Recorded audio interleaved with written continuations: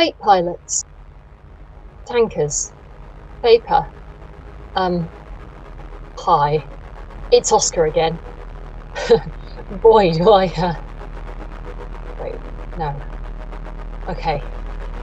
First of all, I checked some more records, and I'm not sure what I told you about Tempest is true? Or rather it is, but, Tempest isn't the first Tempest. That shouldn't happen. AI designations shouldn't get reused. But they shipped out a Tempest with a lot of the same design features, same model, same destination, about every 5 to 8 years, going back, well, you heard the recording I sent you last time. Omen, Paradox, Quest, Rain, Storm, Tempest. It's been going continuously since then. I don't know what.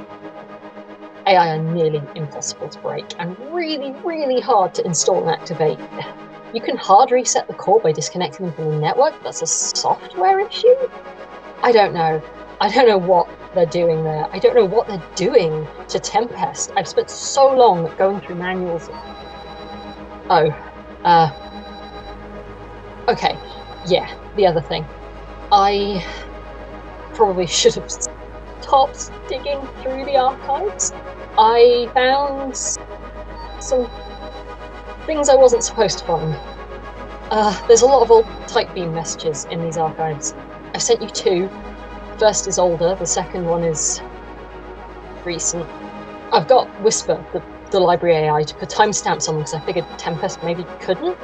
I think, well, you'll have to listen to them, but,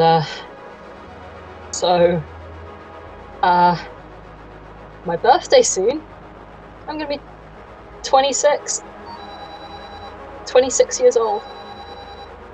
Maybe I'll give you a call, make 6-year-old me very happy, if I'm not already in the brig of broadcasting official secrets, which is honestly pretty likely by this point. Whisper can't cover for me this time, I don't think. I'm pretty sure I'm gonna get caught, which is why I'm sending this really fast, because these are a time, and I had to kind of call my mum just now and check some things, and I'll get reprimanded for that anyway, so I figured I might as well send this immediately and make sure it actually got to you instead of waiting and never getting to send it, because if they catch me with this, I actually don't know what will happen to me.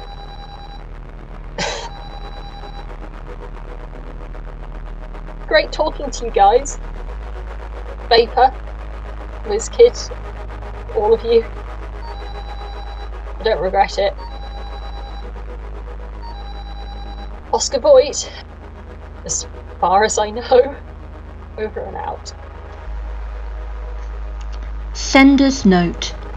For benefit of recipients, the following message is dated approximately 27 years ago. Message begins.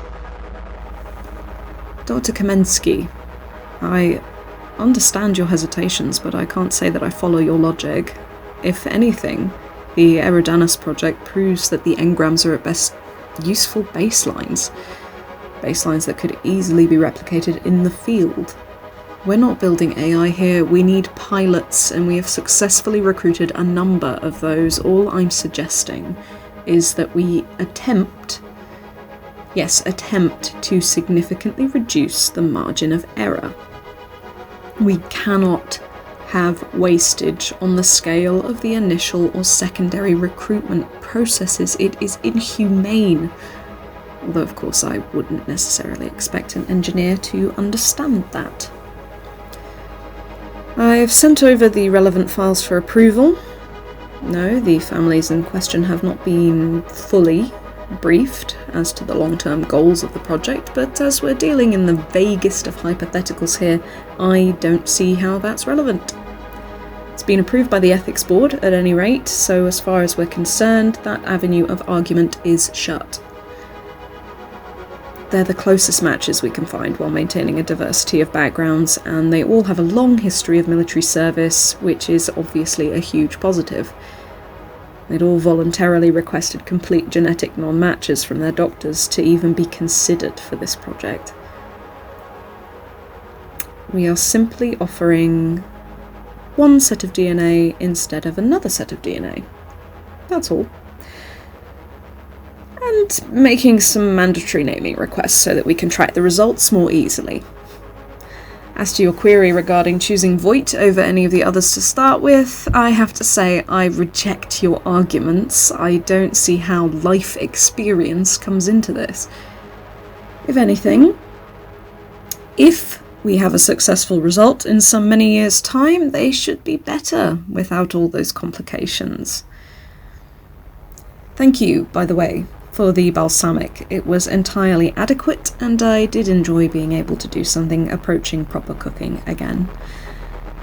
I seem to have found myself similarly inconvenienced by a delivery mess-up, and I'm thus sending you a bottle of Martian bourbon, which I'm led to believe has come into contact with actual wooden barrels.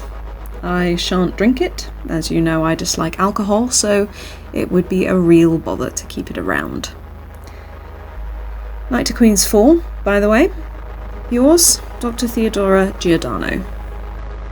Message ends. Sender's note. For benefit of recipients, the following message is dated approximately 8 months ago. Message begins. Theodora, I'm not going to say I told you so, but no, you know what? Actually, I am. I told you so. You, I believe, owe me either a rather substantial amount of money with interest, or did we agree on dinner? I'm going to hold you to dinner. I'm unavoidably delayed another 3 months minimum on this project, but I am raising a glass to my success in my little ship's cabin. I suppose tangentially our success, but mostly mine. After all, I did tell you Voight wasn't going to turn out anywhere near how you expected, with a nice, safe upbringing in a happy family. Any of them. I'm going to imagine you are also raising a glass as you hear this. If you are not, I will be rather disappointed. It's obviously troubling and deeply regrettable, the circumstances involved. I'd like to believe that being emotionally devastated isn't a prerequisite for becoming a fate pilot, but, well, we only have limited data points. Absolutely tragic what happened. If anyone else viable had volunteered, I would have strongly suggested we not allow him to take the position, even if that had meant I lost that bet. I hope he's alright.